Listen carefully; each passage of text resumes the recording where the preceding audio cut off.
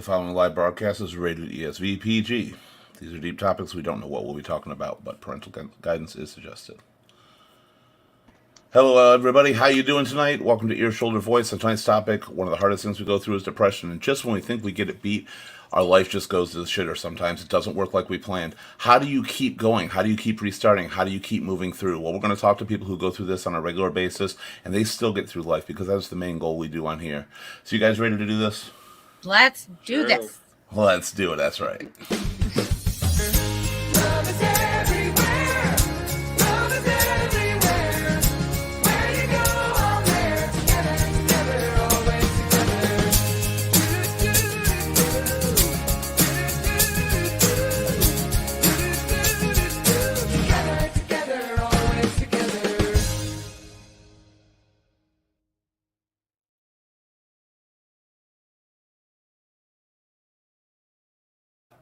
Good evening, everybody. Welcome again to Ear, Shoulder, Voice. We're here for another show. This is our first topic show of our new season, Season 3, and we are glad to have you here.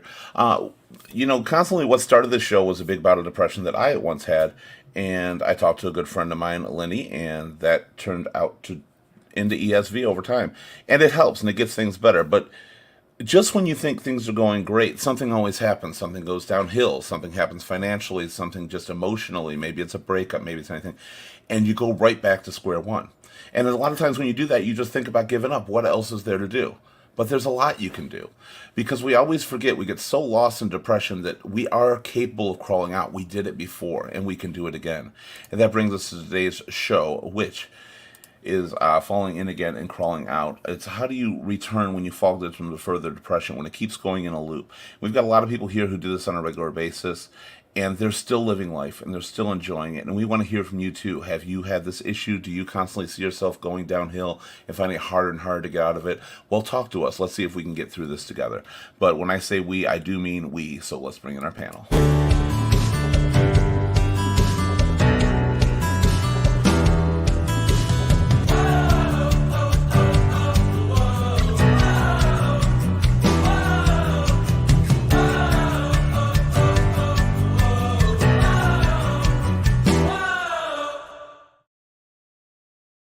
Our first panelist had her return last Sunday, this past Sunday right now, for open forum. She has been gone for a long time. We're very happy to have her back. Please welcome Nikki.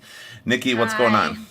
Hi, Keith. How are you? I'm absolutely fantastic, as usual. I've been nothing but.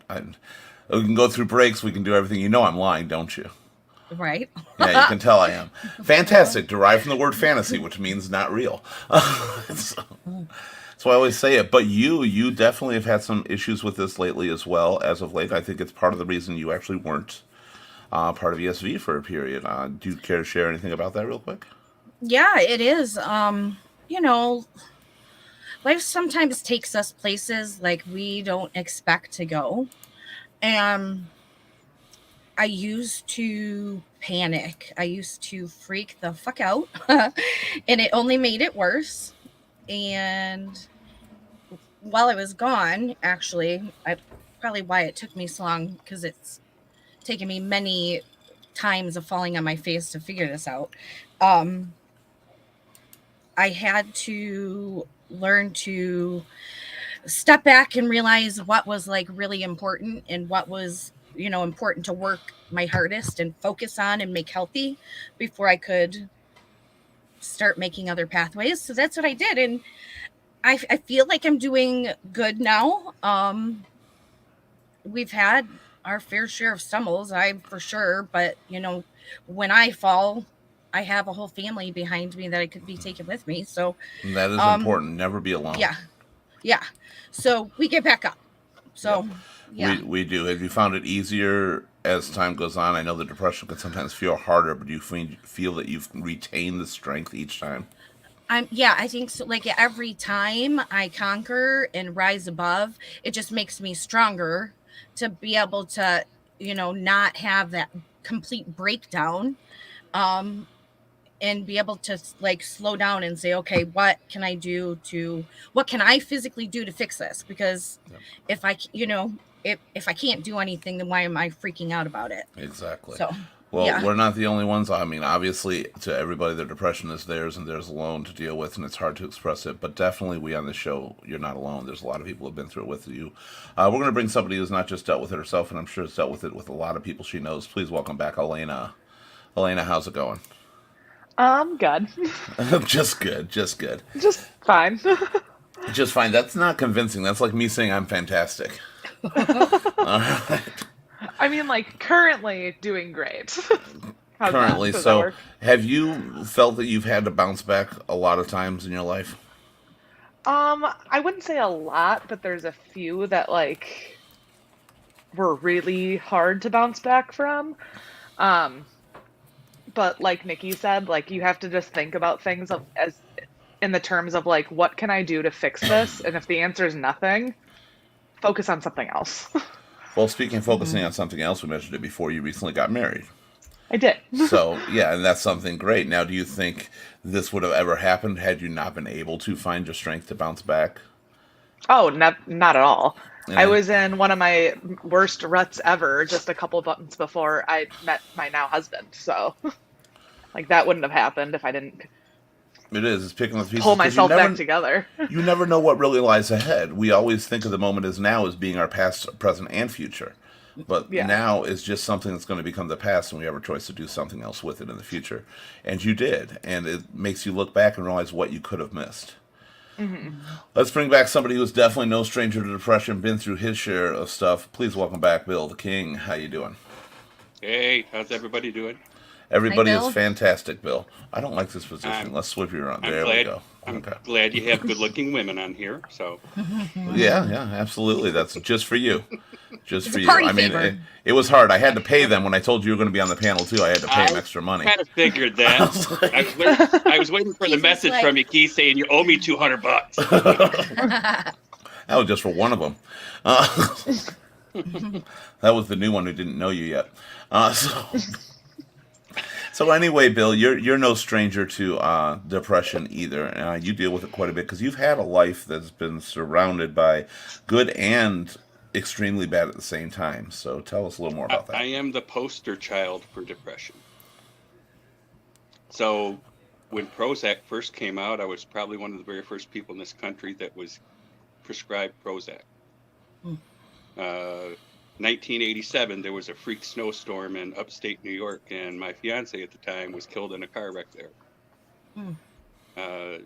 She was in the snow. The snow came down. She pulled over to the side because she had bad tires, and the I guess you'd call it the situation from the movie Sign happened. She got pinned against a tree and cut in half. Mm.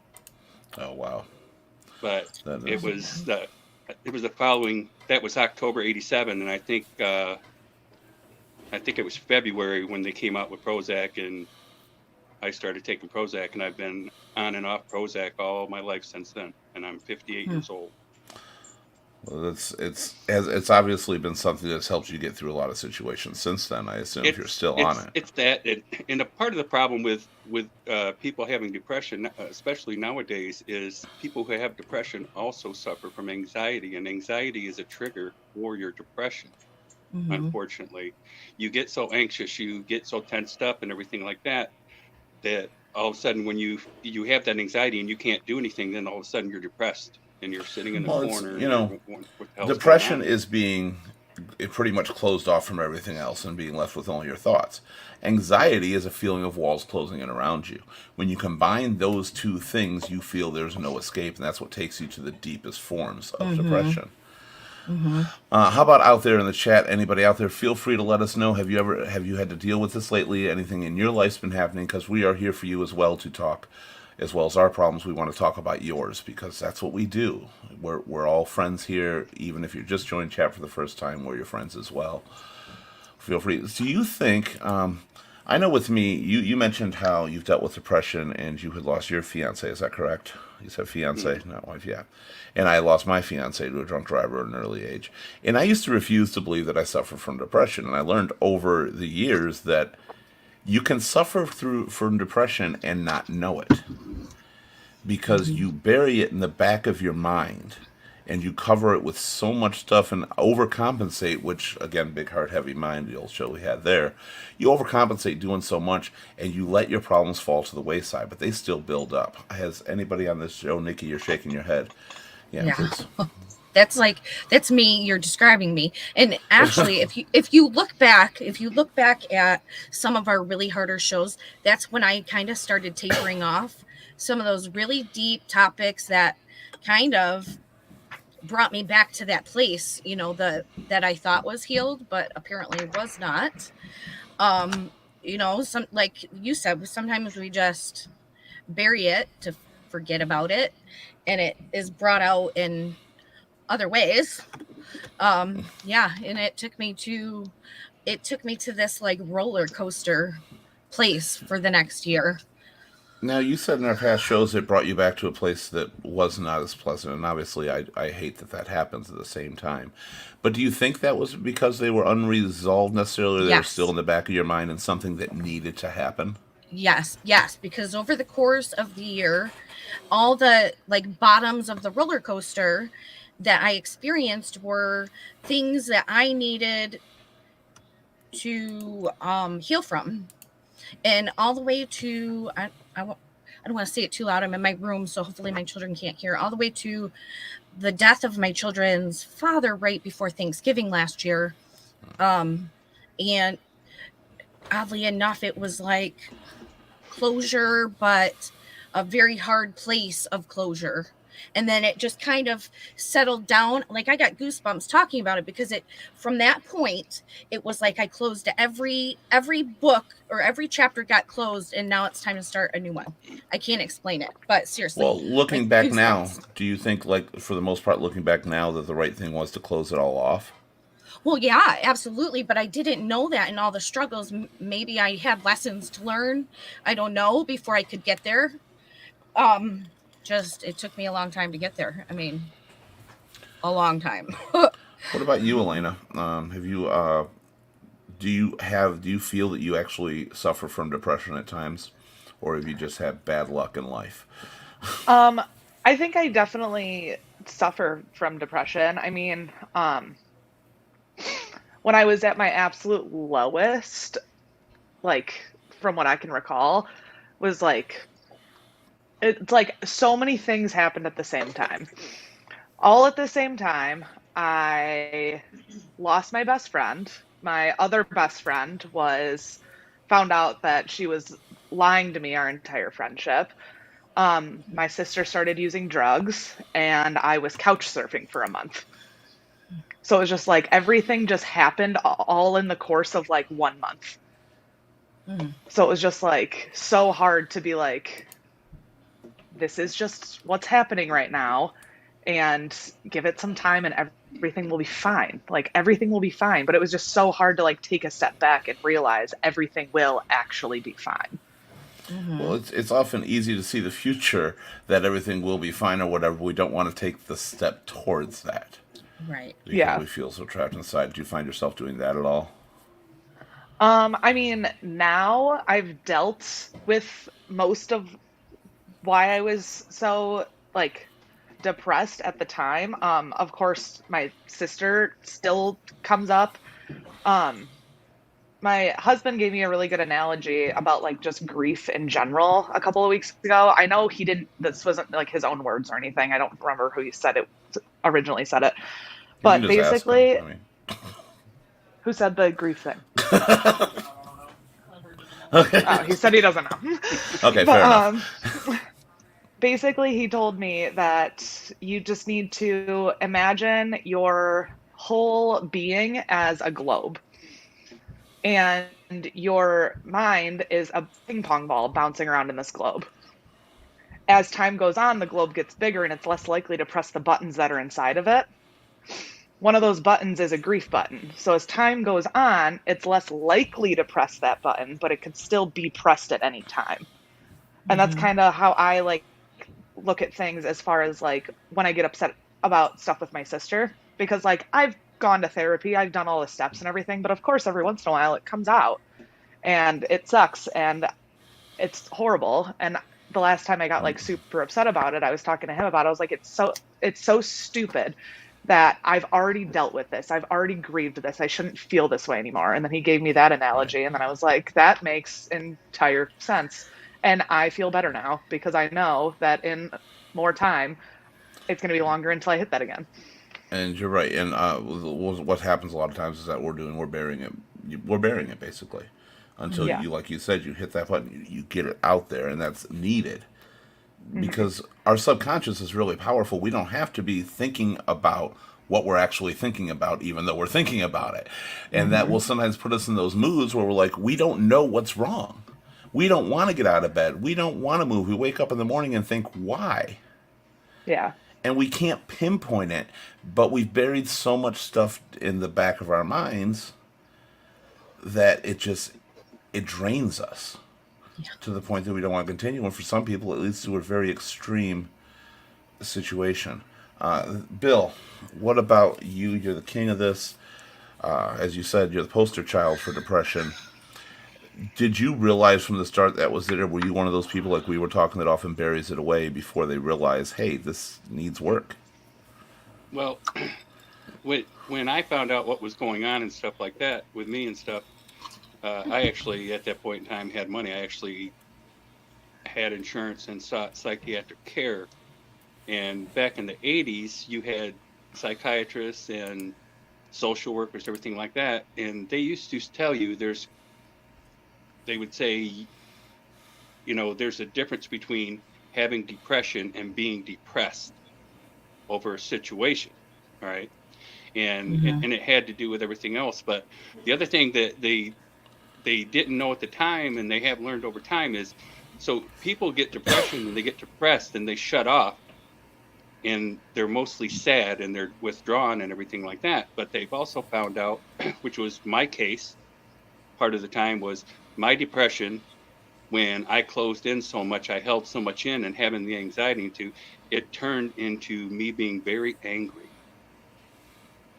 That's And I another was thing. angry towards everybody. And as Keith knows, um, my always my second jobs, no matter what I did, was I bounced at the bars and I took out my anger on the people we threw out of the bars. I can relate 100%. I got into doing security and stuff like that, and I felt, in a sense, I hate to say it, I felt good doing it. And it wasn't until a little while after I had started that I realized why. It was relieving frustrations I didn't necessarily know were there.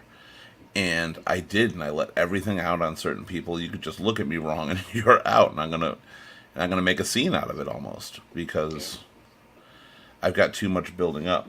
Now, has anybody in the chat dealt with this? Is there anybody who thinks maybe there isn't, that they don't have the issue of depression or can relate to one of our stories? Feel free to comment or ask anybody any questions you want. We are here for you as well. Has anybody here ever had such a big moment of something happen in their lives that most of the other things in depression pale in comparison? That you Mhm. just no longer care and you feel whatever, this is life from now on. I mean, I could say I used to be in that place, maybe, but not now. Well, that's Um, good. yeah. Um, I like in my younger years, there were definitely days I can say where I thought like I was not worthy, or like I just, there was no point. But I mean, my children have, well, not just my children, but my children have become a huge point for me. And it's learning that I am a huge point too. Like, I am an important part in my family, and they see it only rarely because moms aren't down for long. Like, we don't get much downtime. Um, but then dealing with the loss too kind of opens your eyes wider too. My kids are younger. Well, they're young adults, we'll say. Um, but yeah, I was there, and now I've just learned to love myself, and it's been a battle. In fact, I had a psychological evaluation done probably about 2 months ago. Because I was looking at having weight loss surgery. That's part of the whole process, and I fought it for probably about 6 months. I had the referral, it would not go for like 6 months. It forced me again to revisit places from, years ago, things we visited here, some we haven't even. Um, and when I got my determination, she did not diagnose me as depressed. She diagnosed me with extreme PTSD. And I was thinking, well, no shit, that makes sense, like all things considered, but let's read on. And then she suggested that if weight loss surgery didn't help me, then I need some serious counseling, basically. And I was like, Lord, please let the surgery work, because then I have to talk. And then you reached out to me, and this is where I should be talking to help other people too, not in a chair paying God knows how much. Yeah, well, that's two things. Of course, I get the weight loss surgery because I'm one of those people who have thought that's been a cause of my issues and why I was depressed a little bit too sometimes. Yeah. And I do the same thing, though. I've scheduled so many consultations, appointments, and scheduled it all up. And I put it off. I'm like, I can freaking do this. And one of the things to get weight loss surgery is, like, you have to lose 10 or 20 pounds before the surgery. And I'm like, if I can do that, why can't I keep going? Mm-hmm. Why do I need the surgery to do this? And I mean, it obviously, it works for a period, and then, it falls back. Second, I keep noticing the wristband you have on there, because you had mentioned on Sunday you were having that surgery today. And did that all go well? I honestly, I don't know. I still have cotton in my ear. I'm sure like it's, it'll be a couple of days before I know, but well, glad who knows? you made it out It's in too your early ear. to tell. Yeah. It was just a minor procedure, a good little nappy poo, at like one of those nice, fun morning. little naps. Yeah. And at first, like when I was first told I was diabetic, I was in denial. I got the medicine, but didn't take it because I was like, no, there's no way she can say that off of one blood test. And then this morning at the hospital on a fast of no eating, no drinking, my sugar was elevated. It wasn't like, oh my God, you're about to stroke out elevated, but it was like 160. So I'm like, okay, fine. I'll take it. I'll take the medicine. Fine. We'll try it for a week and see. Yeah, I'm still in denial over it. Because my, whatever it is 104. I think it's a blood sugar level or something. It's been my whole life, which is pre-diabetic. But it's been that since I was like 12 years old. It's never fluctuated. And it was 105. And 105 is the line for being diabetic. So it's like, it finally hit 105. It's like you're diabetic. I'm like, it's one fucking point. For 20-some years, I have been at 104. And you've been fine with it. It goes up 1 point, and now you're diabetic. Yeah. So I haven't gotten it done since then because I'm kind of fluctuating in the same boat. I don't have a lot of things. Alcohol's probably the worst thing I have when it comes to being a diabetic. So But back to it. Either Elena or the King or anybody in chat, have you ever had an experience so big that has really made ones that followed pale in comparison to your, like, it could either help you for the fact that I've weathered worse, or it can deter you for the fact that you're just, this is life. This is where it's going. It's all downhill. Who cares? You have a lot of young people who get depressed when they lose someone in their life. Okay? And I can understand that because I've dealt with it. When you get older, you face your own mortality. Mm-hmm. And when you do, it changes things in your head. Mm-hmm. I think it's really the loss of a parent is one of the worst things, or maybe an immediate relative, brother, sister. Mm-hmm. Basically somebody who has existed your entire life. You've never known a minute without them existing. Mm-hmm. And they are in they can't be killed. They're eternal to you, pretty much. They're never going to die. They're perfect because that is the only life you've ever known. And I think that's what turns you to face your mortality. What was your situation that led to that? And Elaine, I'll get to you in a second, but I'm going to ask you if you've dealt with anything along those lines in a moment. So, King, what was your moment that you think you faced it? I lost my brother, and then 6 weeks later, I lost my mother. Mm. And that was more recent, though, wasn't it? I mean, based on age, it wasn't. That was in 2015. So that wasn't too long ago. Years. Yeah. Did you have the same feelings or emotions prior to that happening? Like, did you ever face your mortality? Did you ever see anything else, or did it take that event? No, because I thought I am the king. I am immortal. So, Mortal, that's the word I was you looking know. for. I was like, it escaped me But for a moment. my brother died in front of me. He actually died here in the house. Mm. They brought him back twice. It's like the 2.5 mile trip from my house to the hospital, and they brought him back and lost him 3 times before they got him in the hospital. Mm. My whole thing to me at that point in time is how do I tell my mom what's going on and stuff like that? Because I had to leave her here so I could go to the hospital, see what was going on. And of course, I couldn't get either one of my sisters to show up over here to stay with her. And my mom said, go see. And then I went up there, and of course, as soon as they got him in the hospital, they had him back for like 3 minutes. They put him on life support. Oh, wow. So it Mm. was. And I had to come back here to the house and tell my mom what was going on.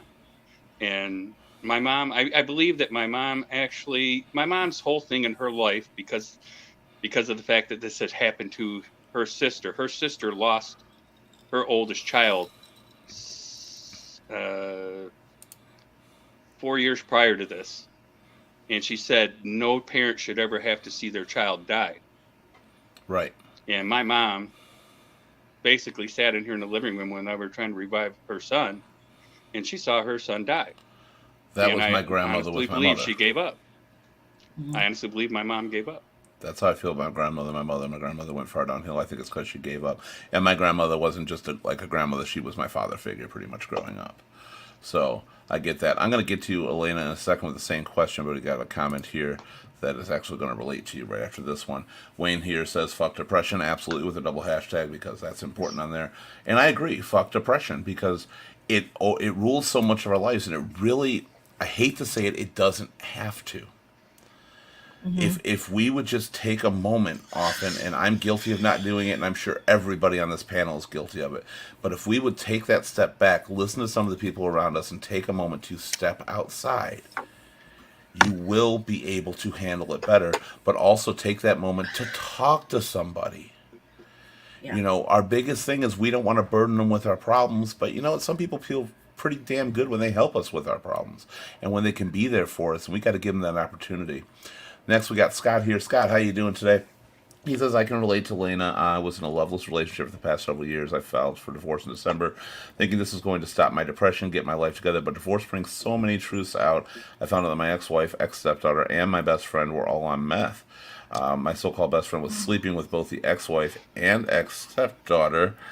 I wasn't one to have friends, but this process I lost two close friends. My other friend was my business partner, and like sands through the hourglass, these are the days of our lives. Damn, Holy Scott. crap. That's a lot of stuff to deal with. You could, Elena? You hit it. Go ahead. I was just like, the thing that was just like when I was having those couple months of like, this is the worst time of my entire life, I like was trying to dig myself out. I started working more, so I had less time to be upset. I found somewhere to live full time that wasn't on someone else's couch. Like doing all of these things, and a couple more months went by. I finally feel like I'm doing okay. And then all of a sudden, after closing contact with my sister, because that relationship was no longer a healthy one that I could be part of, close contact with her. In doing so, I let her know, if you need help to get out of the situation you're in, you can always call me. But other than that, I cannot talk to you anymore. Because she's in a situation where new guy in her life, he started pumping her full of drugs, and like, he's a psychopath. So close contact with her for a couple of months. All of a sudden, one Tuesday afternoon, it was a Tuesday evening, I cleaned my whole house all day. I'm feeling really good about myself. I get to like finish cleaning, and I'm like, oh, I'm going to hop in the shower. I'm going to light a candle, and then I'm going to drink some wine. It's going to be a great little night for me. And I'm all excited about it. I'm just about to get in the shower, and I am getting a phone call from a number I've never seen before. And I'm like, it's Tori. Like, I just knew. I was like, this is Tori. She's calling me. She finally wants me to come pick her up. She wants to come home. Like, everything's going to be fine. So I answer the phone, and it was her, which is crazy. I like got the chills the second I heard her voice.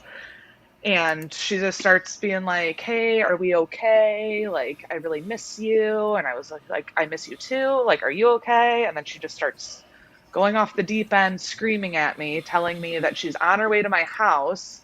And if I don't send her $200 right now for drugs, she's going to murder me, my ex-boyfriend, who I was living with at the time, and his dog, if I didn't send her $200 right then and there. Did you send it? No. I Okay. hung up the I was phone like, because I knew she was going to pump it into her arm and it was going to kill her. right. So I hung up the phone, freaked out, called my mom and explained it to my mom. And she was like, you need to talk to your dad. So I talked to my dad, and then he was like, well, are you still at home? I was like, yeah. And he's like, well, stop. And I'm like, that's a good idea. So Gee, why didn't I think of that? Yeah, so I like speed drove over to my parents' house, and like it was just so terrifying. Do I actually think she was on her way to my house? No. Like, looking back, no. I don't think she was. But in the moment, you don't think that way. Exactly. Like, and at the time, she was always so bad with directions even before drugs. She had been to that place that I lived at one time. Like, I don't even think she knows how to get here. And I don't think that she's here or like whatever. It was just so terrifying. And I felt so like betrayed because she's my sister. Like, we were so close before any of this happened. She was not a distant sister that I hardly spoke to. We talked every single day. And it was just so upsetting. And it like brought me into a spiral where like literally nothing else mattered after that. Like, I didn't go to work for I think a week. I just lived at my parents' house for at least a week, and just like it was horrible. It was awful. I get that. Scott, a question for you. You said that you were December you filed for divorce. So that's very, very recent. And is this situation all recent? Did you find this out after you filed? Is it what caused you to file, or was it something you dealt with for a long time and tried to work with? And how are you getting through it now? Because a lot of times what I find with people in this situation do is, like I said, I do in it, is I overcompensate. I start to, pretty much if I try to do everything for everybody else, I'm in control. I'm controlling my life. I'm exuding the happiness I want to. So I'm controlling whether something makes me mad or not. And I let things roll off. And that can be a bad thing, because you give too much of yourself and you depress yourself, because deep down you know why you're doing that shit. So I'm curious at what situation you are, what point you are right now. Are you getting through? Do you feel that you've accepted it, or are you still trying to grasp it? Now we're going to go over to Wayne right here. Wayne says, I don't talk to people because I'll cry, and crying is a sign of weakness, and that is the biggest fucking line of bullshit out there. I'm sorry y'all going through some shit. We all are, but everyone is. We talk about it, we're open about it, but we're not alone in this. I mean, obviously, Crying makes me feel so much better afterwards. Yeah. It does. Like, I Anybody- love going and having a good cry and then being like, all right, I'm a human again. We're good. Yeah, but I think he's talking about crying in front of other people. I was just going to mention that. That's what I was going to say. Go ahead, Bill. You know, and that's what he's thinking and stuff like that. And it's the way you were raised. You know, guys were raised, hey, don't cry. You know, you don't look like a man if you're crying. And the thing is it's if you're happy with who you are and what's going on, you do whatever you want. You know, I mean, my friends are two gay women, and Keith knows this. And when I have problems, I cry, and I cry in front of them, and it doesn't make me any less of a person than I am. Correct. No, crying is not a sign of weakness. Crying is a sign that you've dealt with so much shit that you have to burst. Yeah, it's like how you release all that negative energy. You just gotta, some people scream, some people cry. I'm a closet crier.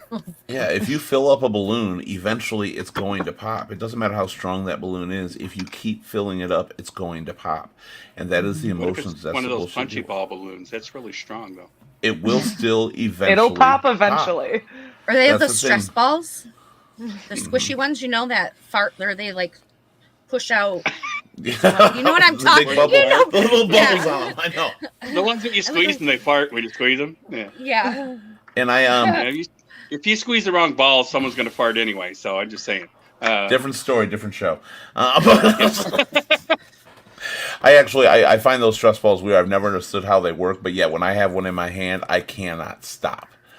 Like it actually does Yeah. work. It's just like fidget spinners or anything like that. It's something to occupy yourself. Your hands. It really yeah. is. Your hands are great for that. That's why a lot of people smoke. That's why people chew on pens. That's why people. That's a It's smoker. a hand thing. Yeah. It's something we deal with, and I'm going to tell you at least two people I've seen here. One is myself. Have cried on this show too because it's not a sign of weakness. It's you cannot let things out without letting emotion catch up with it. And you have to let things out. You have to let people be there for you. I get you don't want to cry in front of a group of people. And Wayne, we've talked several times before. And when you go out of the bar, you're going with friends. Of course, most of us don't want to cry in front of our group of friends because it feels bad. But take one of those friends aside. Talk to one of those friends because they will be there for you. They're not going to run around being like, oh, this little bitch was crying to me here most of the time. And a lot of times they're going to cry with you because they're going to get things out too. And they're dealing with the same thing and they're afraid.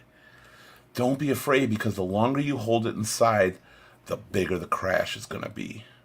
And I you feel like do one of the not want most that. I feel like one of the most powerful things you can do is be vulnerable with someone. And I feel like that's a thing that a lot of men don't realize because like we were saying, like it's so up until recently, little boys were raised to think that crying made them like Weak. a sissy, Right. weak. And it's so not true. I feel like the fact that so many men grew up with that mentality is the reason that a lot of men now have like anger problems because they were never taught to just channel that emotion into sadness and it went straight to anger instead because angry men were not weak, sad men were Right. weak. Well, Right. look at what Bill was saying and what I said about the security thing and stuff like that. When we got to our worst point, it turned into anger. Mm-hmm. That's what we use, and that was our expression. Don't let it get to that point, because Wayne, I'm going to tell you, you're going to start, if you haven't already, hating the world when the world is giving you a chance for them to love you. But the more you keep it I'm inside, the going to more you say think they something. don't understand. Go ahead, Bill. I'm going to say something that hasn't been brought up yet, and this was a couple different times in my life where I took out my anger on someone else was loss of a beloved family pet. Are you all right, And I Nikki? tell you what, Yeah, I'm good. people don't think about the fact that it hits you hard because they are part of your family, especially the fact that, unfortunately, it's one of the reasons my mother never wanted to have a pet again after she moved from Kentucky was they don't live as long as you do. And you have to deal with it. And you've got an animal that you've had for 17, 18, 19 years, or even less than that. It gets you. And if I went somewhere and like said I was at a bar or something and he's like, what's wrong? I said, well, I had to put my dog to sleep. They, oh, what the hell's wrong with you, man? It's just a dog. Oh, well, I'm sorry about your teeth. I'm sorry. You know? Okay. And of course I get walked out of the door unless I was working there. So Well, pets can be just as big of an impact as anything else, and it's just Yeah. because, like you said, we spend a good portion. The average lifespan's around 80 years. Your pet lives to up to 20 years. That's 25% of your life with one animal who's more devoted to you than probably any human being that loves you more that's why unconditionally than every human. I'm hoping that my daughter's watching this because I tried to tell her to watch this. She has my cat now, but she lost her cat, and she had her cat for 21 years, ever since she was 2 years old. And the cat's been with her, and she lost the cat, and she just sorry, Scooter, just telling you, but she lost it for a while. She called me up crying when she was having the cat put to sleep, and I told her, I said, Aw. do what you got to do, and I said, you come see me. Yeah, it's I said, and we'll it's sit and talk. equally huge. I mean, you cannot measure love based on family status. Right. Love is love. I'll get to some of the comments. Jack's very said everyone cries, which is very true on that. And Wayne responded. He said, "Oh, I think I hate myself more than I hate the world." But the thing is, you're not giving the world a chance. And you hating yourself, I gotta say, that's a result of you being the only one battling your demons. You're not giving anyone else a chance. You don't have an outside source. Your brain only knows what it knows. So if you think something's your fault and that situation's bothering you, you're never going to come up with a different answer. Because your brain's already set that this is my fault. Your brain's already set that this is my life. You don't get the outside perspective, which we need. You need people in your life because you shouldn't hate yourself. Nobody should hate themselves in any way because you are you and you control your life. By hating yourself, you're saying you want to live a life of hate. And I know you don't. I know nobody does. You gotta let somebody in. You gotta let it out somewhere. Take them in private. Have a drink with a friend over at their house and just let it go and let yourself cry it out. You need to. You have to let emotion escape. Jack also says on here that I hold it in until I get drunk and then I let it out. I know it's not right, but I still do it too much. I don't think you're crying too much, but your walls are gone when you're drunk. We all know this. You know, that's the whole thing. You have none. Well, if the walls are gone, that makes stuff flow out. And how can stuff flow out if it's not there to begin with? You have to let it out. You're not blocking it. You're not hiding it. Get it out when you're not, I mean, preferably when you're not drunk. And for Wayne especially, just get it out there somewhere. It's there. It's not going away. Go ahead. Also, therapy is Go amazing. ahead, Elena. Just therapy is amazing. I think anyone literally on the Get to you in a whole minute, planet Scott. over the age of 12 would benefit from therapy, whether they are dealing with depression or not. I think therapy helps people grow so much. It helps people regulate their emotions. It helps people learn what to do and cope. And I feel like for so long, therapy was like looked down on as this big, horrible thing. And it's not. It's great. It helps Well, people. I partly disagree on that. I do believe that it's important and helps, but I also believe it had a reason to get the flack it got. Because there were a lot of people that got in it just for the money, just to prescribe pills, just to do stuff, so whether it be into that, and didn't care as much about their patients. And I don't think that's necessarily as true anymore because they got down a lot of them. But it did ruin the image of the therapist. The stigma too in society has been trained to I think that. Can Sorry. hold you off for 1 second. We have a special guest joining us from the amazing group. If you haven't heard of it, it's called Amos by Hope. It is designed to help people like us get through stuff. It's a big organization that's out there for anybody. Just go to Amos by Hope. But please welcome the founder of Amos by Hope, Brian Keith. Brian, how are you doing? Let's make this a little bigger. There we go. Hey, everybody. Hey, Brian, how Hi. you doing? We'll get back to you in a second, Scott. I want to say hi to Brian, and we'll let Nikki finish in just a moment. So, Brian, what's going on? I just got home from a long day of work. And, another long day as usual. And want to hop on with you guys for a minute and see if I can pass on any info or if I can, help in any way to spread anything to, share a little hope or anything with anybody here. Or I know you guys are talking about depression and how to get back out of it once you fall back into it. And it's not easy, it's we get into our comfort zone. It's easy to get caught in your comfort zone, and it feels great when you're comfortable, when you're happy, when you're comfortable, right? But it can also be dangerous, and it can also be very threatening to your life if you stay stuck in that comfort zone. So, just to add to the depression part, one of the things I look at is always find something to keep you going, whether it's music, outside for a walk, sports, don't sit in front of the TV, don't sit at the bar, don't leave yourself with your own thoughts. Yes. Perfectly said, Keith. You just nailed it right there. Don't leave yourself with your own thoughts, because 90% of what we deal with in life that hurts us is mentally. All of our life we've had physical help, but we've never had the help for depression, for our brains, for our mental health. And I think in life it catches up with us all, and we all know that pretty well. I agree. Nikki, before we go, got a couple more comments to hit, but I want to know, do you want to finish yours? Then I'm going to go to Scott and Cole Orton on here. I don't remember what That's I okay. was saying. Sorry to interrupt you. I wanted to get him. He was waiting in the back No, room. you're I wanted fine. to get him on real No. quick. Hey, yeah. I'll step back for. Okay, well, let's Brian. go to some of these comments. Scott replied to his comment about going through divorce. He said he took a month and a half throwing money everywhere, trying to drink myself out of depression. It honestly helped me for the most part, but I still have my moments at times. Now I'm back to work.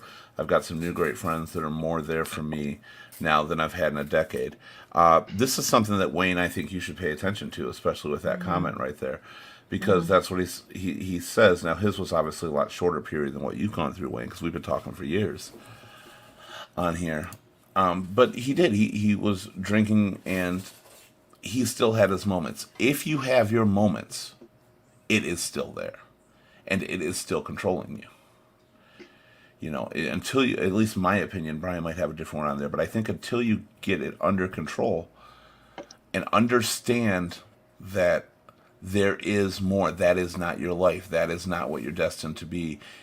Once you let it not control you, that's how you move forward. And Wayne, I think, is letting it control him, and now he says he's got Scott here has got more friends, great new friends that are more there for him now. And I'm guessing, Scott, you didn't know that you could have that.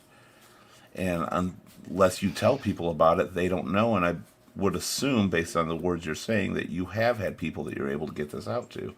It's so important. And I'm not going to say you cry because you're a big, see the picture, you got that beard, burly guy. Burly guys don't cry. But you just might have to get it out there. And what do you think? I'm going to go to you, Brian. I think you nailed it pretty well. The biggest thing is not staying in your own thoughts, getting out, thinking outside the box. Not staying trapped in your own mind is the biggest key. It's not always easy. One of the things I've learned that I've had to teach myself that's really helped me a lot is you have to learn to let go of things that you have no control over.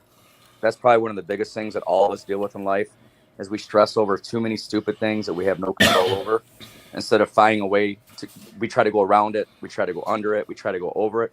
But the only way you can really push forward in life is you've got to go through it. There's only one way. The more you go around it, under and over it, you're going to continue skipping that, right? You're going to continue going in circles because you're not going through it. And until you go through it, you're never going to get by it. That's just my opinion, how I feel. Scott, I just read that, bro.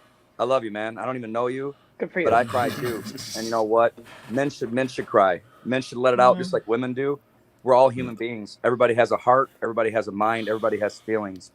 And if anybody ever criticizes you, that's all I tell them.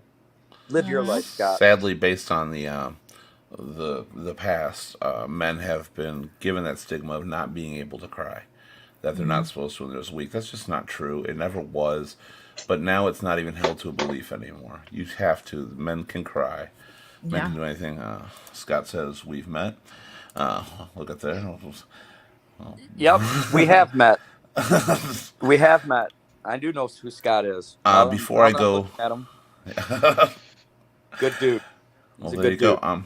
Do you think... I want to ask everybody on this panel right now. Me and Nikki were talking. We said one of the things we thought was our depression move. Maybe our weight was an issue.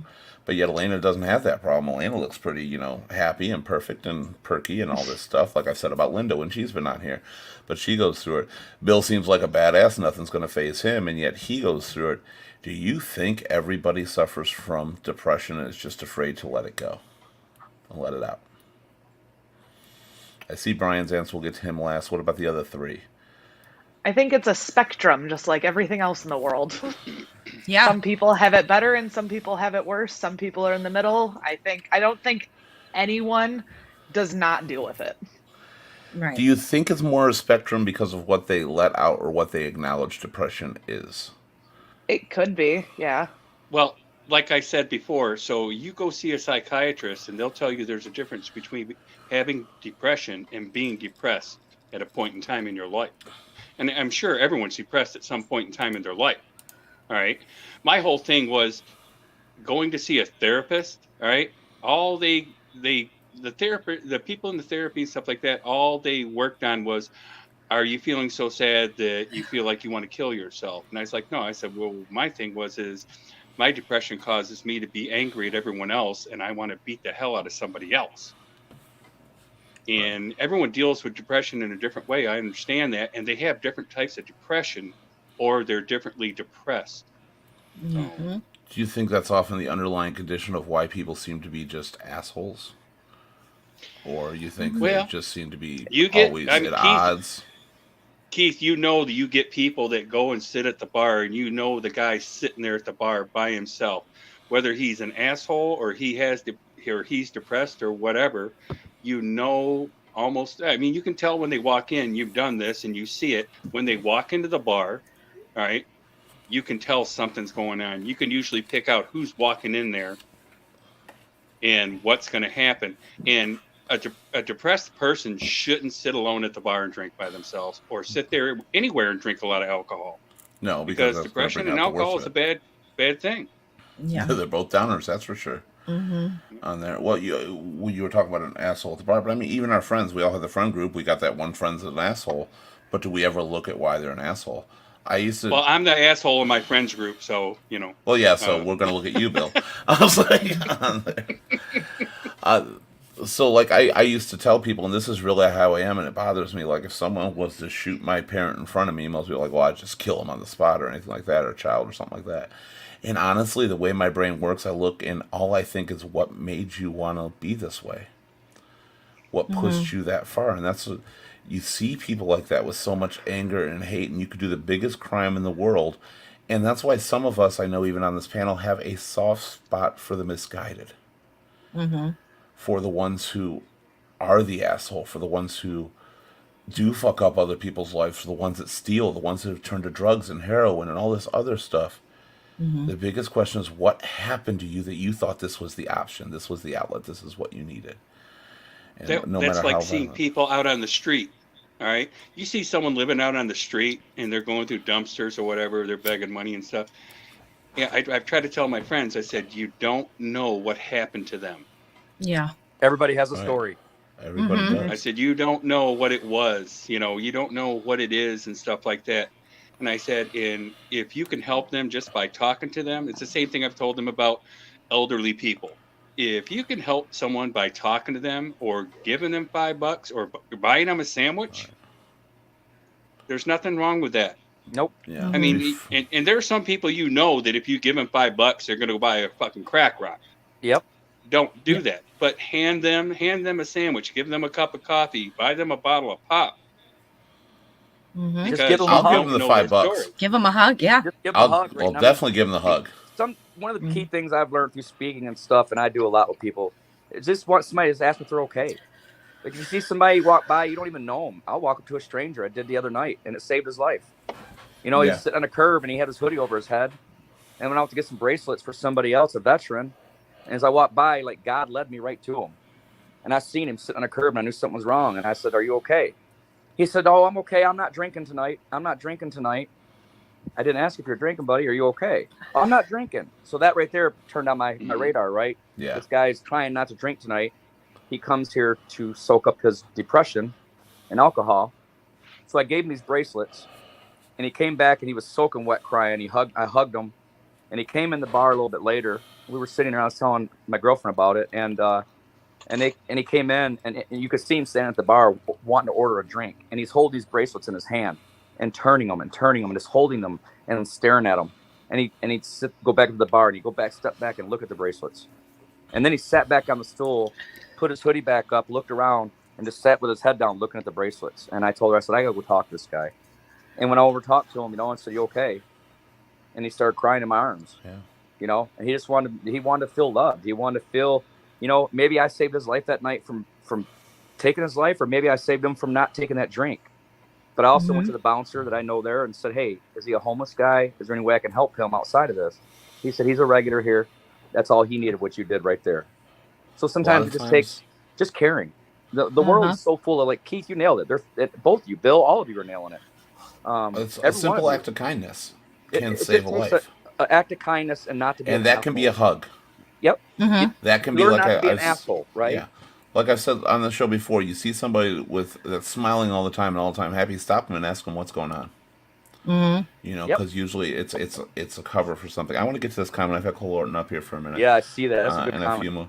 Do you chaps find comfort in religion, God at all? If so, does it help you personally? For me, if I lose someone, I just get immense comfort from the idea that they're now at peace in the afterlife. So why stress myself over things I have no control over?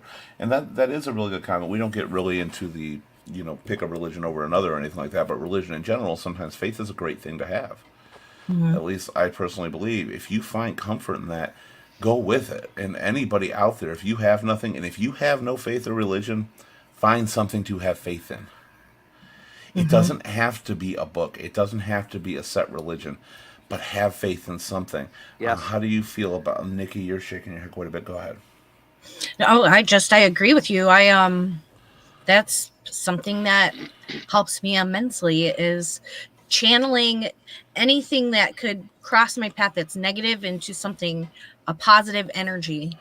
Like I don't say, well, I can't say I don't pray to God, but I don't go to church on a regular, but I do, like, there's something that I have to channel, that struggle and believe in something higher, to have faith that something greater is ahead. I agree. How important do you think that is, Brian? I'll be honest with you guys straight up. I faded away from God so many times after losing my dad to suicide, and then I get close again, and then my sister died, I faded away, and then my brother died, I faded away, my mother died, I faded away. My son grew up, doing his life, and last November I started going back to church. God saved my life. I lean on God every single day because I believe, and you're right, Keith. To me, I don't judge nobody if they believe in God, if they don't, Right. but I do try to inspire people to have something to believe in. Right. Mhm. There's a higher power somewhere. I'd rather have something to believe in than nothing at all. At least it gives you Mhm. hope. Nothing gives Mhm. you, nothing puts you at the what's the point attitude. Right. Mhm. You, but you get a lot of people who deal from depression, who are alcoholics, who are drug addicts and stuff like that, and they don't have a religious base. And Mm, you try to talk to them about that and put them this way, and they shy away yes. Well, and you gone can't, big Because the time. devil's working in them Yes. is why. and you cannot push a religion onto somebody. Nope. You can't Mm-mm. push anything on. I think all of us have been in situations where people push us far enough that we will not do something in plain defiance of the fact that it's trying to be pushed upon us. You Yeah. know what I do? I invite people. Like when I'm going to church on a Sunday, I'll put a post up. Hey, we're going to church if anybody wants to join us. Mm-hmm. And there's been a couple friends that have came to a couple services, and my girlfriend's daughter and her boyfriend came, and we went Sunday, and it's just it's good for the soul. And this is where Yeah. religion gets Heart, a it's good bad for the soul. flack. Oh, go And when ahead. you're in a Sorry. room full of people, whether you worship God or just listen to the sermon, and listen to the music, it's it's it's it just soothes the soul. It takes away anything mentally that hurts you because God is good to us.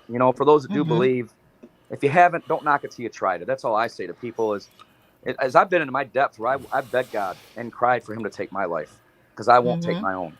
I break that Mm-hmm. burden. I'll carry that burden for my children. I don't never let them carry it. But Like I me, have Brian, the cried. world's not ready to lose you. No, sir. We got a lot left to do, brother. We got a That's lot right. left to Mm. do.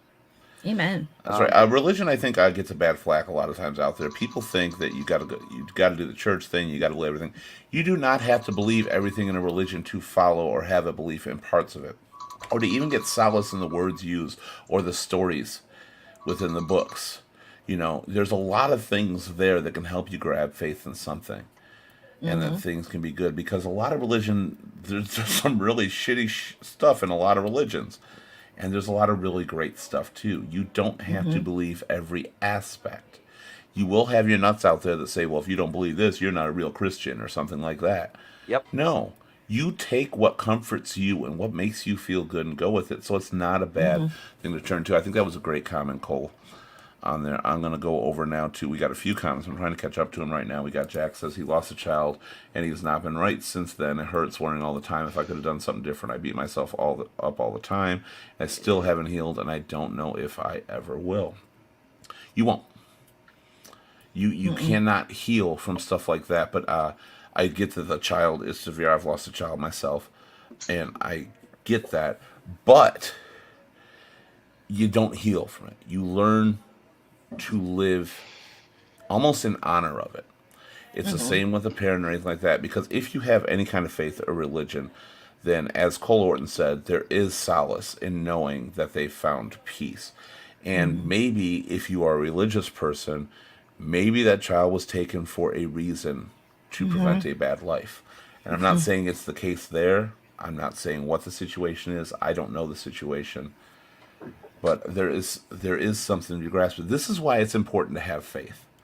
Because if you take somebody like Jack here who's looking through it, he's always going to question himself. Mm-hmm. And sometimes you got to blame nature. Mm-hmm.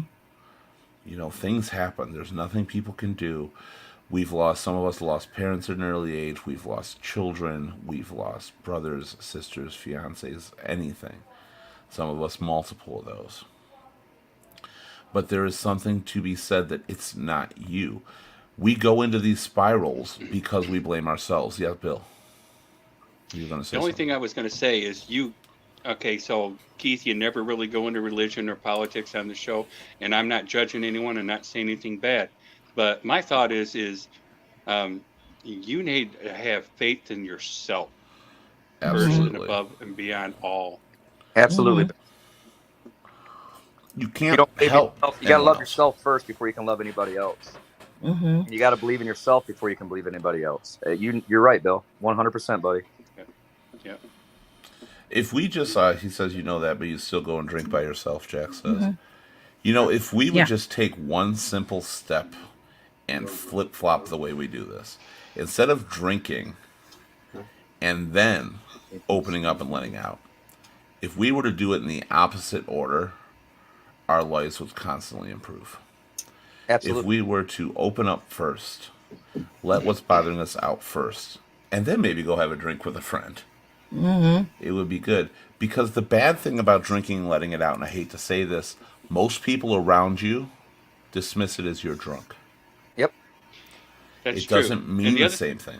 Go ahead. the other thing too is when you drink, all right, you let out what you got inside you, but it doesn't necessarily have to do with what's actually causing your problems in your head. It may have to do with everything else and a whole bunch of stuff. And it was, I mean, I went to the therapy group, for a while and stuff, and these guys would show up drunk, you know, and for them to sit there and say what they're saying, and the lady that was running the group said, "You're not telling what you really want to tell." And the one guy said, "Well, I've been drinking and stuff like that." Well, you get into different situations and stuff comes out of the back of your head when you're drunk that you would never say when you're sober. Mm-hmm. And sometimes And you forget. sometimes it's not true, and sometimes it's manufactured, so. Well, yeah, there's a lot of embellishing going on, which is why a lot of people dismiss drunk people when they talk. Elena, you're going to say something? No, I'm just listening. Okay. Okay. Look for a second like you were going to. And people don't forget that when you're drinking and you let it all out, you're doing that because deep down you know you need someone else. Mm-hmm. That's like what you said, Keith. It's kind of better almost to go out and let it all out with a friend and then go have a drink, because if you hold it in and go sit down and drink, you're going to drink your sorrows. We always hear they're drinking their sorrows away, Yeah. right? And Mm-hmm. or smoking their dope or doing their drug, whatever it may be. They release their pain, their sorrow, whatever they're holding in. You're liable to drink less because you're not drinking it away. You're just drinking socially at that moment. Okay, so And part of your problem too is the fact that there's so many people that have problems that do not have an actual friend that will sit and listen to them. I They'll sit and listen actually to them like, "I hear you," but they're not listening to them and they're not talking back to them and stuff like that. So. I hate to actually disagree a little bit with that comment, because I think a lot of times the people don't give their friends a chance to do that. You're I right. agree with that. I think a lot of people feel, I don't want to burden them with my problems. I don't want to bring down this great day we're having. I don't want to do this. And they don't give their friends a chance to actually be there. And yes, you're right. There are some people out there that have absolutely nobody, but they often dismiss the people who they'd actually have. And that's Yep. Sometimes people think that another person has all their shit together too, and when they don't, because look at Robin Williams, one of the best Yeah. smiles in the world. You see comedians, how many take their lives, but they hide behind a smile and they make everybody else laugh. Yep. There's so many people you don't know their story, right? And everybody has a story. Everybody has a struggle of some kind. Everybody deals with depression, but everybody deals with it differently. One of my quotes I said after losing my dad was, "You never get over it. You just find a way to get through it." And I hold that. I love that. 27 years later, I carry that with me every day, and that's what I tell people. That's what I meant by with Jack saying, if you Yep. heal, you're not going to heal with it, but you will find a way to get through it. You will Absolutely. find a way to remember the good things, remember the positives, remember a lot of things like that. And you will, but you're never going to fully heal. You're never going to be like, that's cool, no big deal. It Right. just can't happen. And oh God, I gotta remember where I was just going with this. I just had a thought and I lost it. Oh yeah, moving on from this. I do that sometimes. It's weird, but a lot of that you'd be surprised how much you have in common with somebody when you open up to them. You'd never know it. Lenny, who started this show with me, we both looked at each other like our lives were perfect, and that we had no issues. And I would never have come to her with my problems. She would never have come to me with hers. Until I did a post, and we talked about it early on in the first season. I did a post on Facebook and everything, and she contacted me. And we found out how much shit we were going through, and she's one of my best friends in the world because of a lot of that. Because somebody opened up, and we took a chance to talk to somebody we thought wouldn't understand, wouldn't get it. Their life is fine. You'll be surprised how much you have in common. So let's move a little bit on the forward side. Since we've all been through this before, and we've been through it on multiple occasions. This is about moving forward. So what was the key? Where is the key? Where do you find it personally, and where do you think others could work to be better? Smoke, of course. Sorry. Stop smoking. Stop smoking. And, Not that. change your life. Change your life. I mean, King, your life changes all the time. I mean, you can't always make the changes that you want, but nothing ever stays the same. So your life does change. So you have to go in some direction. Like I said, Keith knows about me and stuff like that. I was Mr. Asshole, Mr. Badass, worked at the bar and stuff like that. And I started going to a local bar over in Warren, and I met a little gay woman. And no one would ever thought that of me because a lot of my friends walked away from me. And she's my best friend now. And she changed my life. It was a different situation, a different direction. So what steps besides just changing your life? Like, what aspects do you think? Just get away from everybody, or find a I got away from the people that may have not been supporting me and stuff like that. And Kathy's always been supportive of me in anything I do and anything that's happened to me. I mean, when my brother died, she was standing next to me. When my mother died in the hospital, she was standing there holding my hand. So. But again, like you said, somebody you never would have expected, nor any of your friends. Sometimes that type of friendship, you can't beat that. And when my other friends were like, "Oh my gosh, you're hanging out with a gay woman and stuff like that," I said, "Yeah, I am." I said, because honestly, and I told him, I said, she's a better friend than you ever were, and I've known you for 10 years. Yeah. I found. Sorry. No, go ahead, Nikki. I was just going to say, I found that the best times, like the best points in my life, was when I stepped outside of my comfort zone and went to did something new or something that I wouldn't normally do. And the most amazing things came from it. So. Yeah. And that actually goes along with what Bill was saying. Yeah.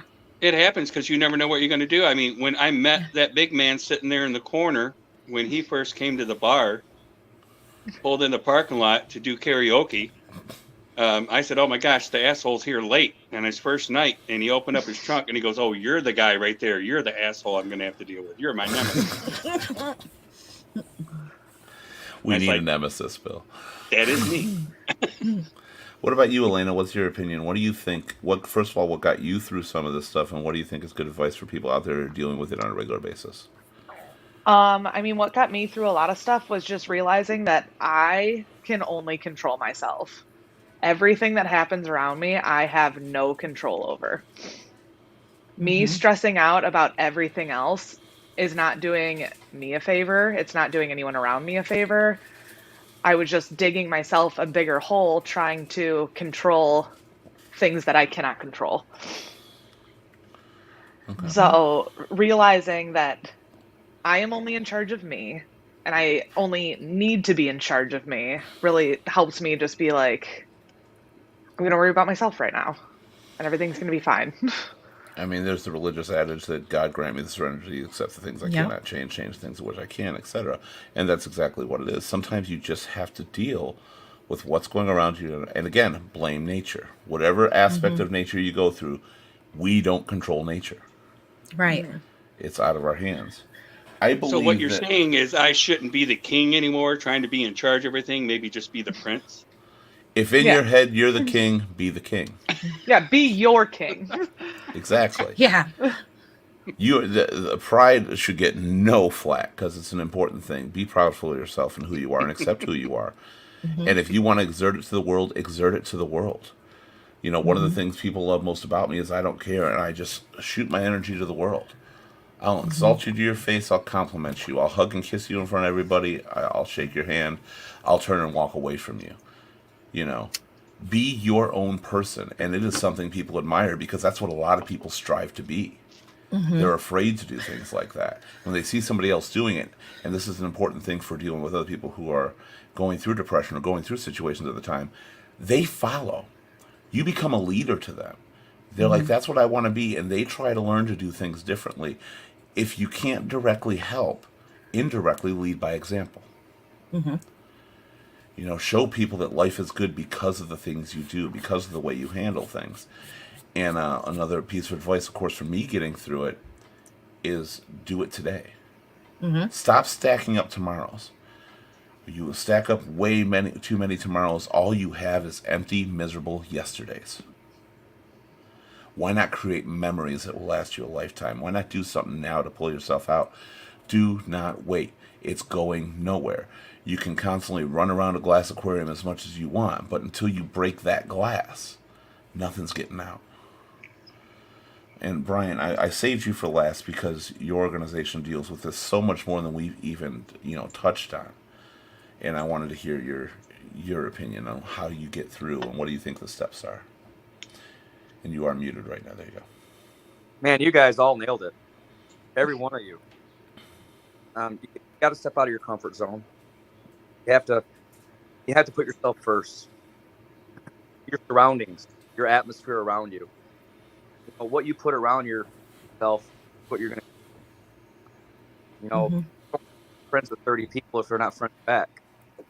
Even What about 2 out of the 30, even if you won't have any of them 30 friends, it's better to be by yourself and be happy than to be surrounded by 10 or 15 people that make you miserable or that don't care about you. They care about their own agenda, their Mm-hmm.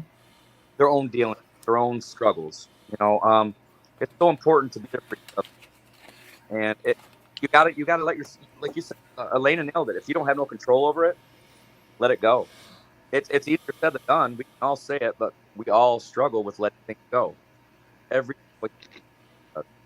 Some people can just turn that little knob and say, "I don't give a shit," walk away, and not give a shit ever again.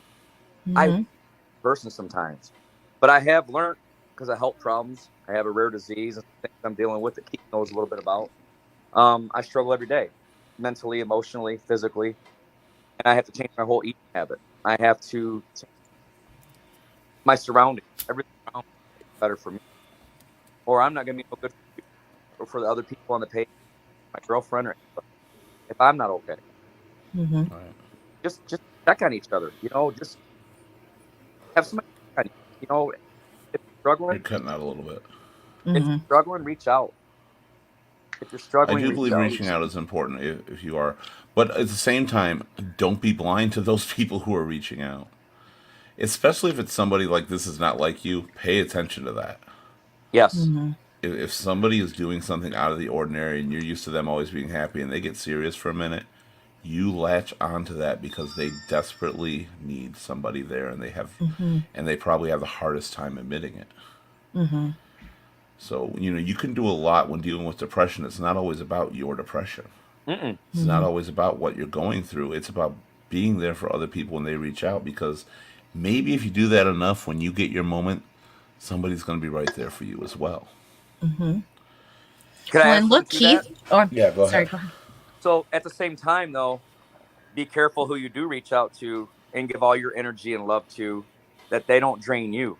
Because that's one thing I True. have learned about our platform, right? Is you give yourself to the world or to friends or to people, and being an empath, they can drain all your energy out because you Mm-hmm. suck their pain away from them so they can live free mentally, Mm-hmm. physically, emotionally from their pain, their sorrow, their struggle.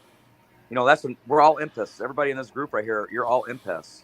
And Mm-hmm. when you're an empath, you can feel somebody's pain, or you can feel Mm-hmm. a lie. I was talking to Keith a little bit about this morning, and you can see the truth, you can feel the truth.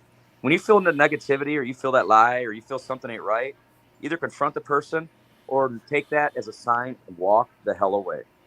Mm-hmm. Get into a better atmosphere, a better surrounding. Even like I said, even if it's by yourself, it's better than being surrounded by somebody that is going to drain you and not refill your cup. Yes. If that makes sense. We all need our cup refilled when it gets empty, right? Everybody's thirsty. So when you feed everybody else and you fill their cup, make sure you got somebody there that's going to fill your cup for you too. A lot of people think that's selfish, to think about yourself first. We'll go back to it in a minute. Go ahead, Nikki.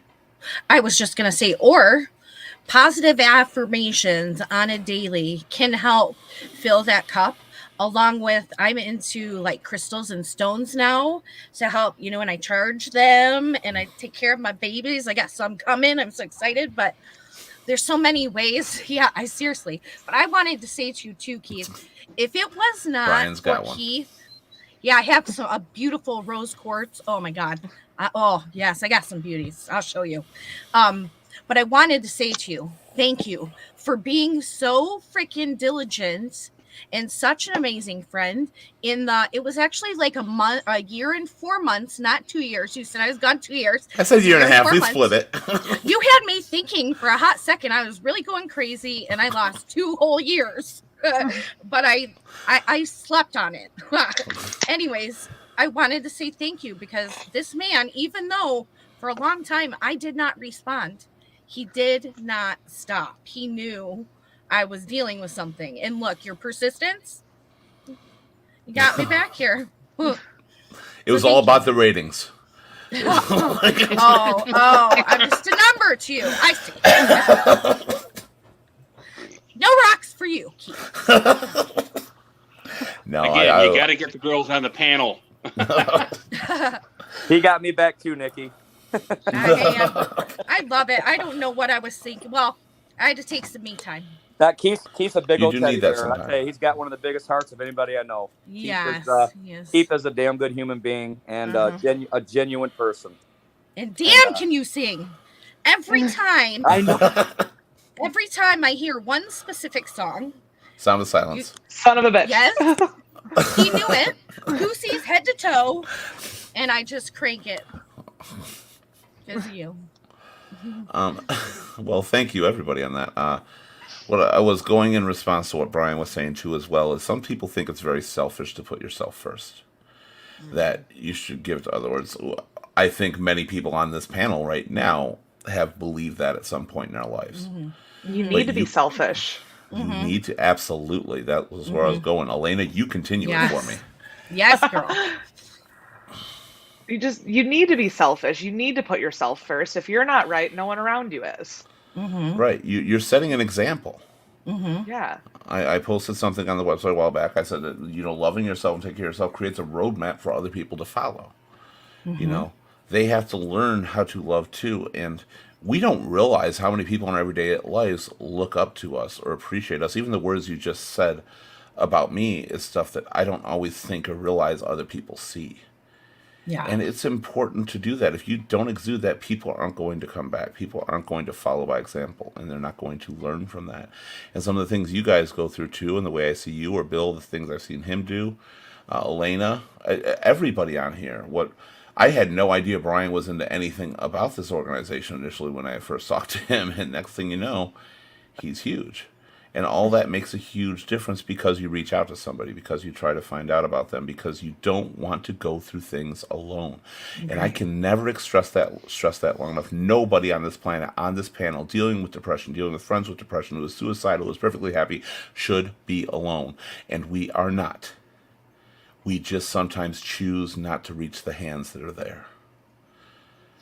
And that I think is where we go wrong. And I think that's what leads us to our spirals. When you people and you love other people like we all do, it's very simple to lose yourself in that, right? When you're path or you have a big heart or you care, generally do care like a real human being, it's very easy to put yourself last and put everybody else first. And we're not being selfish, but we are being selfish to ourselves. Yeah. Because Elena, You all are 100% right. We have to, and I have to tell myself every day still at my job or on anything I do, I have to make sure I'm okay, because what good am I for anybody else if I'm not here? Mm-hmm. If I'm sick, if I'm dead, whatever it is, I want to be okay and I want everybody else to be okay, but I can't help nobody else if I'm not okay. Exactly. It took me a long time to get there and I'm still not okay. Mm-hmm. But I'm a Mm-hmm. lot better. I'm a lot more okay today than I was yesterday. Yes.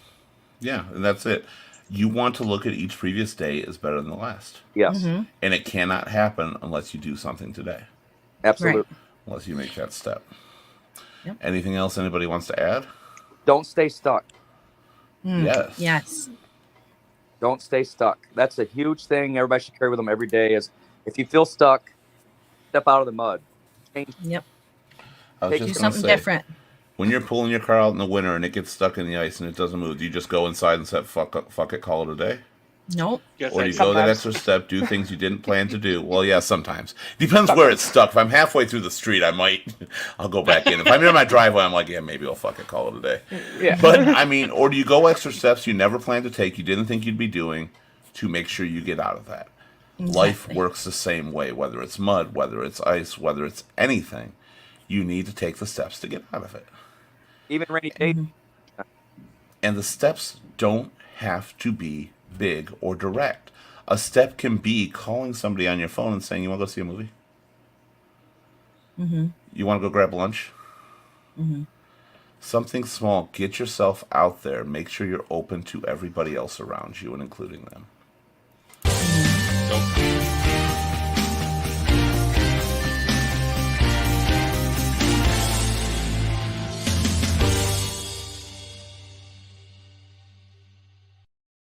Sorry, Bill, I kind of cut you off right in the middle of your phrase. Right in the I middle just of said, your- don't go watch the Batman. It's disappointing. So That's what You're I've heard. only I number 2 I've heard that said that. Everybody else has been raving about it, honestly, but I have a it feeling I'm going to be sucked in a disappointed. big way. Well, we won't go through that right now because I don't want any spoilers. Now, once I see it, we can spoil it for everybody. I just don't want it for me. Oh, what you see it? So you got time until our next show to watch it because I'll probably see it somewhere in the middle.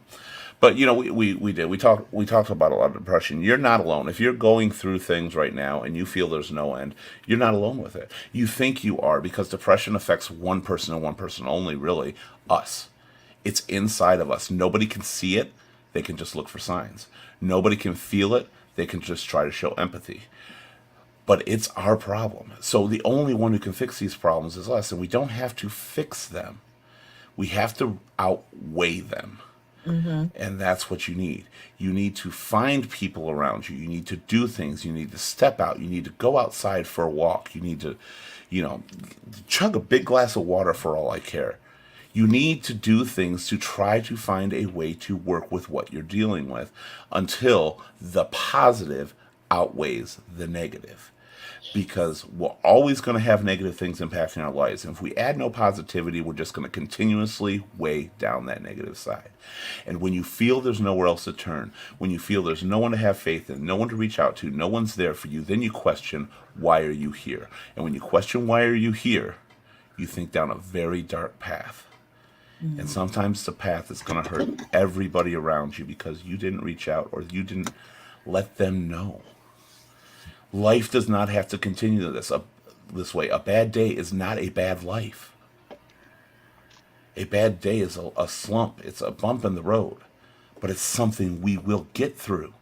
And more than anything, we will do it together.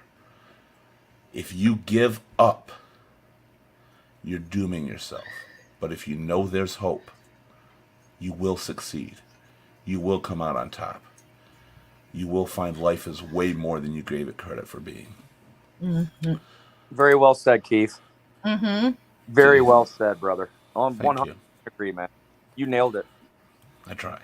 You do an awesome job, brother. Thank I'm you. really proud of you, man. Really proud of you. Well, thank you very much, Brian. It means a lot coming from you because those that don't know, as we talked about before, Brian here does run the organization Amos by Hope. It's a worldwide organization that tries to help with the mental health and really of others and really believes in the most simplest of terms, a smile can cure the world. Love it. That really is. Check out hashtag collecting smiles for hope with the number 4 for 4. That's another page that we run, a group around the whole world that I think you guys would really like. It's all about smiles and funny animals, happiness, joy. It helps find the balance in the depression and anxiety. We also have a depression and anxiety group too. That's a private group where people around the world can go and share their problems, share their struggles. And there's some really good groups that help people. If you guys ever know somebody that's going through something, we're all in this together. Like Keith said, that's the key thing is Keith and I want to collaborate. We want to work together. Absolutely. We're a lot louder as 100 voices than we are as one voice. Yes. I say we can't. Voice, Yeah. Right. Go ahead, buddy. I was going to say, I say we can't work alone as individuals. We can't be alone. Well, that goes the same for our organizations. You're stronger when united. Yeah. You're stronger with somebody else at your side. Yes. And yeah, Brian, I look forward to working with you to do a lot more here because I've seen what you can do. And I just believe that together, even we can accomplish even more. I appreciate that, Keith, and I agree with you. I agree with you 100%, brother. And again, for that, he does run the organization. And find it on Facebook as well as hashtag collecting smiles for hope. Or yeah, you also have got, of course, Amos by Hope is the organization. You can find that on Facebook as well. So go on and find this. Brian Keith's organization started with a few other people on there, I believe, as well. But you're the main guy. You pretty much did it all. And it is a worldwide organization, which means millions and millions of people are better because of one person extending his hand. I have to add, though, because I do have a team. And I said you have a team. I have an admin right here, all you guys. But Amos by Hope and that, we have admins from Australia, New Zealand, Nebraska, Florida, Tennessee, Michigan. It is a worldwide group, a family. I might have created it, but we all do it together. There's not one person that can do it together. Just like right here, Keith created this, but all of you on this panel help make it a better foundation, a better page. You guys add more hope to people. You got so much information and so much good hearts and caring people in this group, and that's what we're all a great foundation. It's the structure that you need to help build it the right way, and I see great structure right here in this room alone. No. People who care, and it just takes that moment to reach out, and Absolutely. you did. But again, it started with Brian. You didn't want to be alone. Yep, absolutely. You're right. And now there's a world that says you're not, and neither are we. Absolutely, brother. Today's topic was falling in again and crawling out. What do you do with repeating depression when it comes back to you, when it keeps haunting you? You think there's nowhere to turn? And I think we have definitely established some of the things we do, but our answers are not for everybody. Some things are going to work for some people and not work for others. But keep looking for that answer, because whether we gave you the answer or not, the answer is out there, and it's not dark. So keep looking, keep finding something to do, reach out, get out of your box, get out of that zone, do something different. Comfort zone. Yep. Our open forum is coming up. Sorry, I was going to say, get comfortable with being uncomfortable. Yes. And who you are. Yeah, and just be comfortable with who you are. Yep. In general, there's nothing wrong with that. I don't care if you cry or not. People accept you or they won't. If they don't accept you, they're not your friend, they're not your family, they don't belong in your life. Yeah. Right. This Sunday we'll have our open forum once again, starting at probably 7:30ish. It kind of fluctuates a little bit on the open forum, but we will definitely have that coming up. Because Keith never on time. Oh, shut up! Where have you been? Anyway. Used to be on there, and then next Wednesday we are going to be doing Life Transformed. What that is a topic of people who are suffering with, suffering was actually the wrong term to use. I apologize. Or dealing with gender identity or going through transformations. Being a trans person, we have some trans people on the show. Elena, I believe you're going to be there as well, and we're going to talk to them to find out exactly what it's about. Because the bad thing about being trans is, or I'm sorry, for people who are not trans, is they don't get it. And a lot of times they don't take the chance to try to learn about it. And that's what we want to do. We want to make people understand what they're going through, how they can be hurt, how they're feeling good, and what they really expect from us and what we expect from them. And yes, we will go at each other with some of the topics that are hard for people to talk about because we want answers. We want to know on both sides. So we're looking forward to that show. Don't forget to like, share, subscribe, and follow Ear Shoulder Voice on YouTube, Facebook, Twitch, Twitter, LinkedIn, Instagram. Not Facebook, Meta now. That's right, Meta, because, yeah, that makes sense. And you can talk with us anytime you want to. You can join the panel always, and we have new shows every Sunday and Wednesday at 7-ish. So be there for that. Again, thank you for being here. You guys have a great night, and we will see you all later. Bye. Bye. Bye, everybody. When you're alone and feeling down, and you're 10 feet underground, when you're so deep you're about to drown, when you're in the lost and found, 'cause heartaches only last a day. Ooh, but your heart will never fade away. Go out and find your way. Don't let them take your soul away. Not a week, not a single day. Hold true to what you wanna be. Never let go, and here's the key. Being you, yeah, only you. Only you. Being you, yeah, only you. Only you.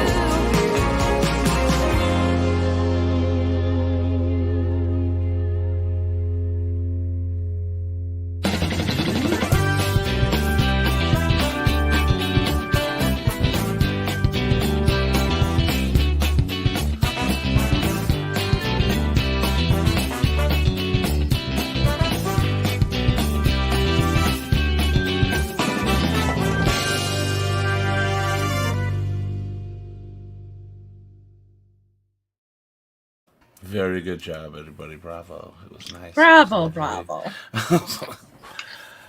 Did you say it was lovely? It was lovely. It was simply lovely, darling. Elena, glad you were able to make it and pop on. Bill, glad you did. Nikki, God, I do miss you. I am so glad I've to have missed you back. you. I've missed being here. I got to say Everyone. something, Keith. Yeah, go ahead. All right. So your closing statement, you said depression is all about you and it doesn't affect anyone like it affects you. Just so you know, when you have depression, you got kids, it affects your kids. When you have depression and you're taking care of an elderly parent or anything like that, it affects them. So everyone's talked tonight, and then the guy that you had on here who was very smart saying put yourself first. When I was taking care of my mom, when hospice here and trying to take care of her and stuff like that, I actually couldn't put myself first because I had to do for her because no one else would. You know what I'm saying? Yeah, but sometimes that is putting yourself first, like caring enough for that person and what you think is right. I mean, in a way, that's why I always say selfishness and putting yourself first is important, because sometimes putting yourself first is what makes you there for other people. Yeah. It's the drive to get you there. Yeah. I get And you, but That's when my point with the statement. But as far No, I as got dealing you. with it personally, it does affect the people around you, but it affects the people around you because you're dealing with it to begin with. Like, if you could realize the problem is within you, it would not affect the people around you. And that's what I was trying to get. Like, they don't feel your depression, they feel the effects of your depression. And that's what I was trying to get at with that statement. I guess it did come out wrong, but that's not what I was meaning. And just so you know, I got on the Teenage Mutant Ninja Turtle shirt. So Yay! That makes me happy. Wasn't that a trivia prize? it was. I thought it was. I was like, It was. Because you told me, damn it, if it would have been my size, I would have kept it. right, but they don't make my size at Five Below. Hey, Keith, when would you be available for me to bring my laptop by to see if you can help me figure out the Mondays mess? and Tuesdays are best. I mean, anytime during the day, technically, but Mondays and Tuesdays are usually the best. Be careful, because he went to the Ace Hardware the other day and bought a new hammer and a rubber mallet. So, just saying. That's how I fixed my computer. I mean, if that's how it's got to be done, but no, it's called letting my 15-year-old he was probably looking at porn or something. There's probably something like he probably gets, Porn. I don't know. Porn. Fucking porn. Porn. Oh. Gay sex with horses. I'll see it. I know it. Ew, ew, no. Oh. You'd be surprised what I see when I fix somebody's computer. I'm like, usually tell them right away, like, tell me where you've been, or I will find out where you've been. If I find out, you're going to be more embarrassed because I'm going to see everything. If you tell me a site, I know what happened. Like, because I know what this is. So let me see what I'm looking for so I can narrow this down. And it was nice to have Brandon on the entire show. That was Yeah. nice. I know, he's never on the show. He was on the entire show. Do you want to wave? All right, glad we could tear him away for a moment. And he You didn't just kill got your this bandwidth game. or anything. I know. Good, but I want to thank everybody for being on here. I always get worried towards the end of the show because I never know who's going to appear. So we don't have a lot of chit chat in the page as much, but we're still here. We're still doing strong, and I love that. Yeah. I love having every one of you on here. Actually, you guys are absolutely amazing. I'm on Twitter now, so I need to go onto Twitter and share, and on Instagram and share. Yeah, let me know how to and- do that if you get a chance. My Do like I Instagram? do. Set up 5 different accounts on each one of them.